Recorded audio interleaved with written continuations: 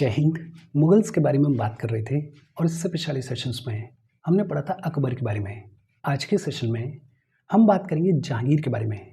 जहांगीर से रिलेटेड जो भी चीज़ें हैं उन सभी चीज़ों के बारे में आज हम पढ़ेंगे, बातचीत करेंगे। देखो शुरू करते हैं। जहांगीर अकबर और जोधाबाई के बेटे हुआ करते थे। अकबर और जोधाबाई के बेटे हुआ करते थे जहांगीर। जहांगीर का ओरिजिनल नाम सलीम हुआ करता था। बेसिकली जब ये पैदा हुए तो शेख सलीम चिश्ती की ब्लेसिंग्स के साथ में इनका नाम रखा गया था सलीम। और ये जो सलीम है ये बड़े ही इम्पेशेंट होते थे, ये बड़े ही पावर हंग्री होते थे। इनफैक्ट 1559 सी में सलीम ने अकबर के अगेंस्ट में, अपने फादर के अगेंस्ट में रिवोल्ट किया। और सलीम का ये जो रिबेलियन है ये लगभग 4 साल तक देखने को मिला। इनफैक्ट सलीम ने पैरेलल गवर्नमेंट को स्टैब्लिश किया था। जब सलीम का ये रिबेलियन देखने को मिल रहा था तो अकबर जो है वो डेक्कन के कॉन्क्वेस्ट में बिजी थे। और अगर आप थोड़ा और ध्यान से देखो तो अकबर का ये ऑलमोस्ट लास्ट फेज देखने को मिल रहा है। तो इस वजह से अकबर जो है वो सलीम के इस रिबेलियन को, सलीम के इस रिवोल्ट को बेहद लाइटली लेंगे। And when Akbar passed away तो सलीम को गद्दी के ऊपर बिठाया गया, सलीम को क्राउन किया गया। सलीम को क्राउन किया गया आगरा के अंदर। और कब क्राउन किया गया? 1605 सी में क्राउन किया गया। और गद्दी के ऊपर बैठने के बाद ये जो सलीम है इन्होंने टाइटल लिया नूर उद्दीन मोहम्मद जहांगीर का। नूर उद्दीन मोहम्मद जहांगीर का मतलब कॉन्करर ऑफ द वर्ल्ड। 1611 सी में ये जो जहांगीर हैं इन्होंने शादी की मेहरुन्निसा से। मेहरुन्निसा शेर अफगानी की विडो हुआ करती थी। और ये जो मेहरुन्निसा हैं इनको जहांगीर ने टाइटल दिया नूरजहां का। नूरजहां का मतलब लाइट ऑफ द वर्ल्ड। ये जो नूरजहां हैं इनके फादर हुआ करते थे ग्यास बेग। और ग्यास बेग ने नूरजहां को टाइटल दिया इत्मादुद्दौला का। इत्मादुद्दौला का टाइटल नूरजहां को किसने दिया? नूरजहां के फादर ग्यास बेग ने दिया। ये जो नूरजहां हैं इनका तगड़ा इन्फ्लुएंस देखने को मिलता था जहांगीर के ऊपर। इनफैक्ट ये जो नूरजहां हैं ये रॉयल हाउस होल्ड को डोमिनेट करती थी। ये जो नूरजहां हैं इनको स्टेटस दिया गया था पदशाह बेगम का। पदशाह बेगम या फिर पादशाह बेगम का स्टेटस दिया गया था नूरजहां को। मुगल दरबार के अंदर नूरजहां इकलौती विमेन हुआ करती थी। ये जो नूरजहां ये इतनी पावरफुल होती थी कि कॉइन्स के ऊपर इनका नाम देखने को मिलता है। जितने भी रॉयल फरमान इशू किए जाते थे उन सब के ऊपर नूरजहां का नाम देखने को मिलता था। और नूरजहां का ये जो इन्फ्लुएंस है इसका फ़ायदा इनके फैमिली मेम्बर्स को भी होगा। जैसे नूरजहां के जो फादर हैं उनको चीफ दीवान बनाया जाएगा। नूरजहां के भाई हुआ करते थे अशफ खान। अशफ खान को खाने समन के तौर पर अपॉइंट किया जाएगा। अशफ खान की एक बेटी होती थी अर्जुमंद बानो बेगम। ये जो अर्जुमंद बानो बेगम है इन्हीं को आगे जाके मुमताज बुलाया जाएगा। ये जो अर्जुमंद बानो बेगम है इनकी शादी की जाएगी प्रिंस खुर्रम के साथ में। प्रिंस खुर्रम जिन्हें आगे जाके शाहजहां बुलाया जाएगा। तो ये जो नूरजहां है ये अपने आप में बेहद पावरफुल हुआ करती थी मुगल कोर्ट के अंदर। इजी और सिंपल सी कुछ चीज़ें आपको याद रखनी है। एक तो ये जो जहांगीर हैं इनका ओरिजिनल नाम क्या होता था? इनका ओरिजिनल नाम होता था सलीम। ये जो जहांगीर हैं ये अकबर और जोधाबाई के बेटे हुआ करते थे। ये जो जहांगीर हैं इनको क्राउन कहाँ पे किया गया? आगरा में किया गया। और कब किया गया? 1605 सी में किया गया। गद्दी पे बैठने के बाद ये जो सलीम है इन्होंने टाइटल लिया नूर उद्दीन मोहम्मद जहांगीर का। 1611 में जहांगीर ने शादी की मेहरुन्निसा से। मेहरुन्निसा शेर अफगानी की विडो हुआ करती थी। ये जो मेहरुन्निसा हैं इनको जहांगीर ने टाइटल दिया नूरजहां का लाइट ऑफ द वर्ल्ड का। नूरजहां के फादर होते थे ग्यास बेग।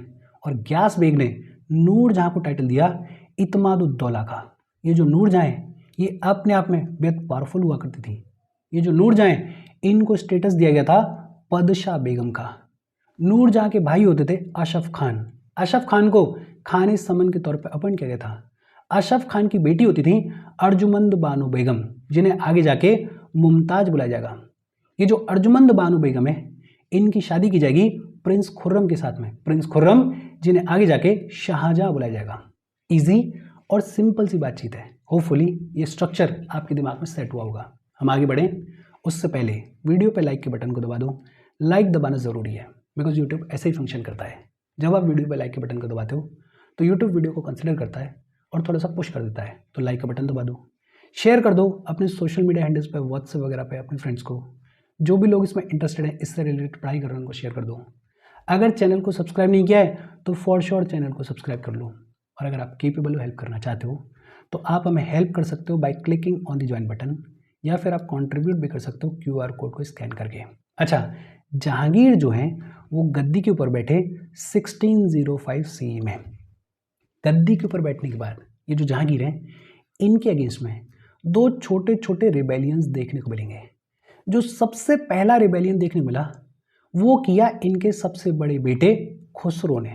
खुसरो ने जहांगीर के अगेंस्ट में रिबेलियन किया। ये जो खुसरो हैं, ये जहांगीर और मान बाई के बेटे हुआ करते थे।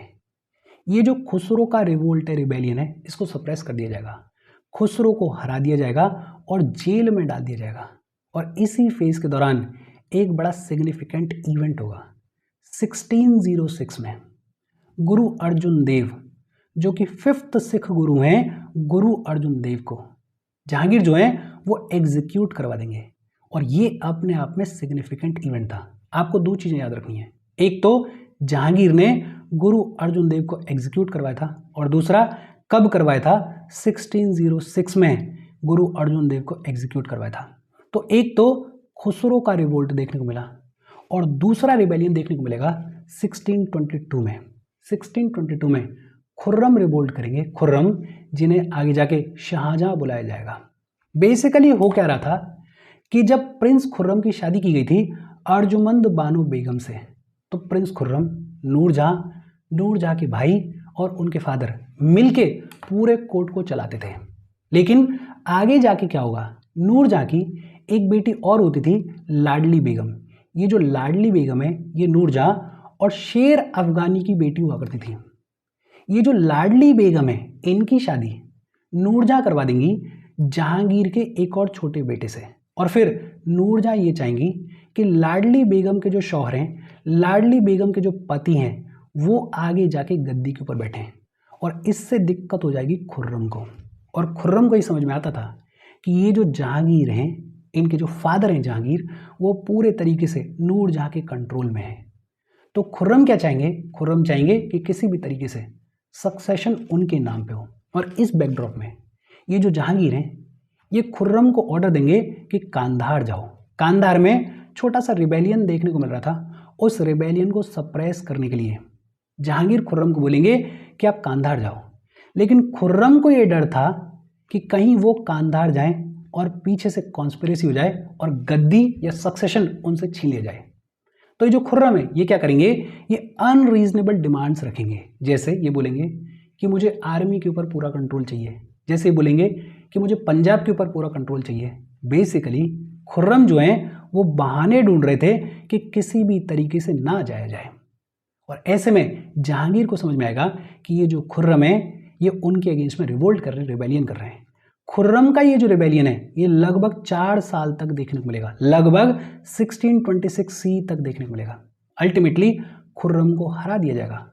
खुर्रम को हराएंगे forces led by Mahabat Khan.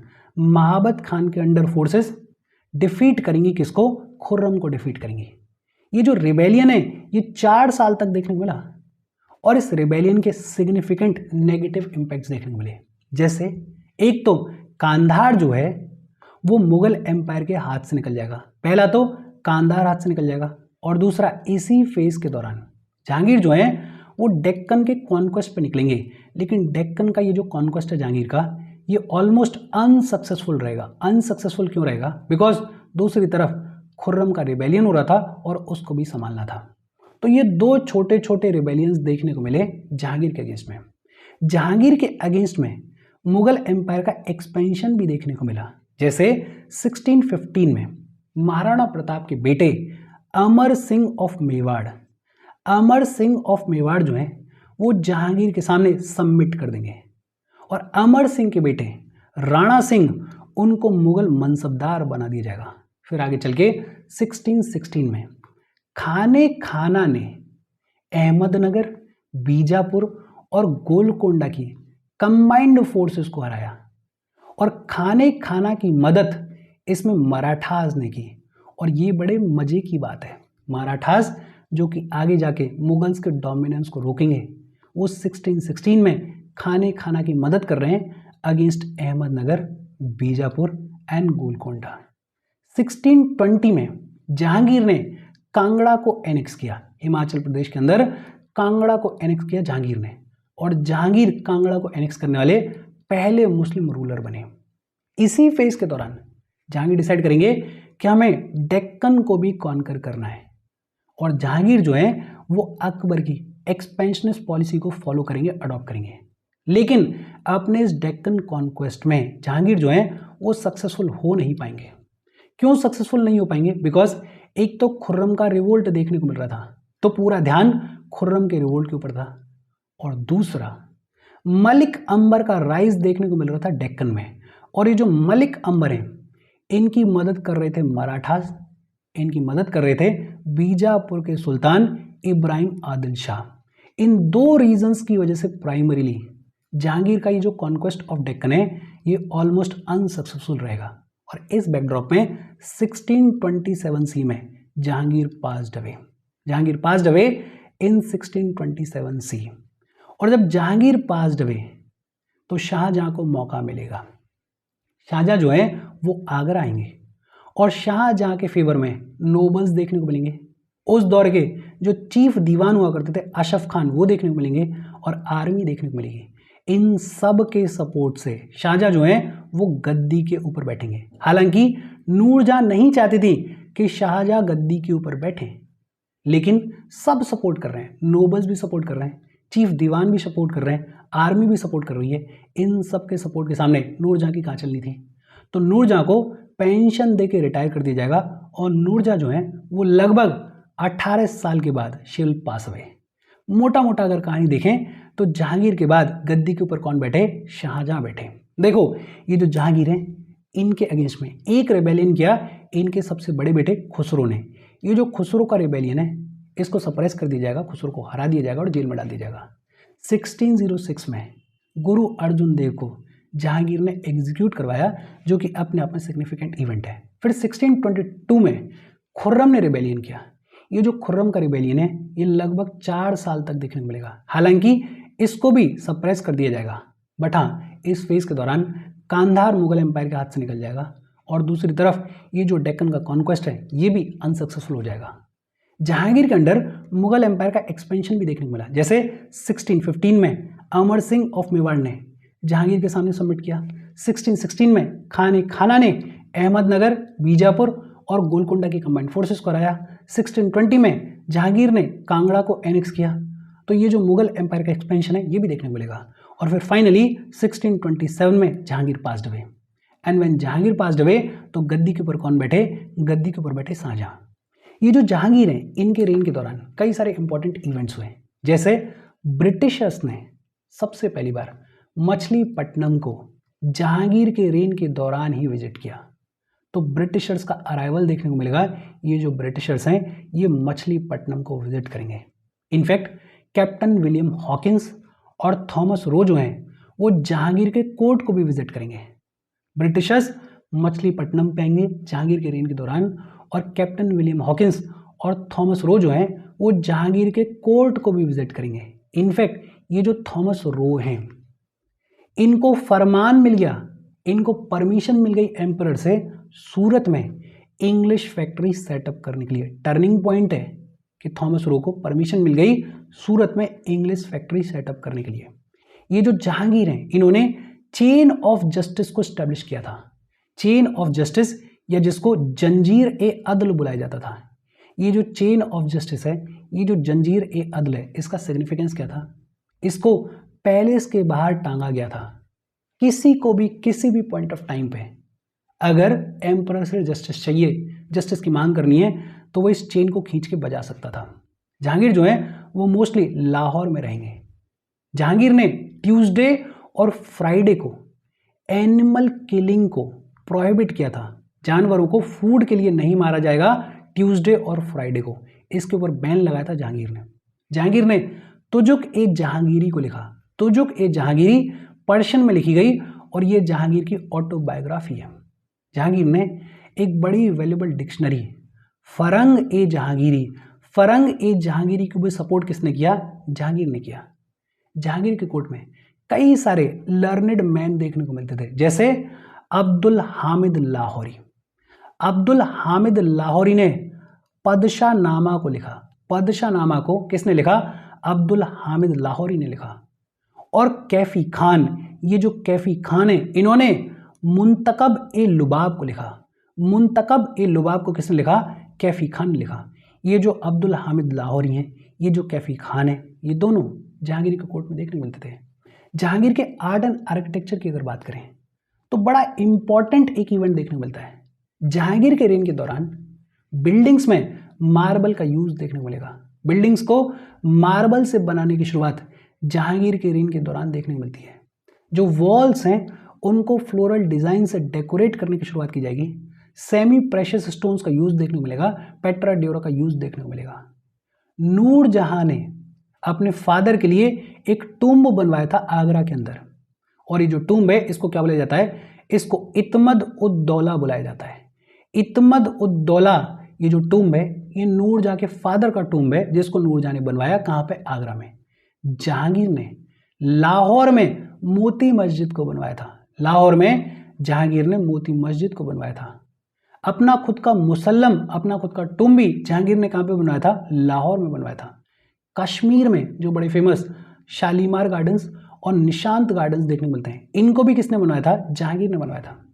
और मुगल पेंटिंग के लिए ये जो जहांगीर का रेन है इसको गोल्डन एज कहा जाता है। Golden age of Mughal painting. Mughal painting जो है वो अपने पीक पे होगी, वो अपने टॉप पे होगी जहांगीर के रेन के दौरान। इनफैक्ट मुगल पेंटिंग्स में हेलो का या फिर डिवाइन लाइट्स का यूज देखने को मिलेगा। बेसिकली राजा के सर के पीछे, एम्परर के सर के पीछे जो एक लाइट सी बना दी जाती है, ये जैसे सूरज सा निकल रहा हो, इसको बुलाया जाता है हेलो।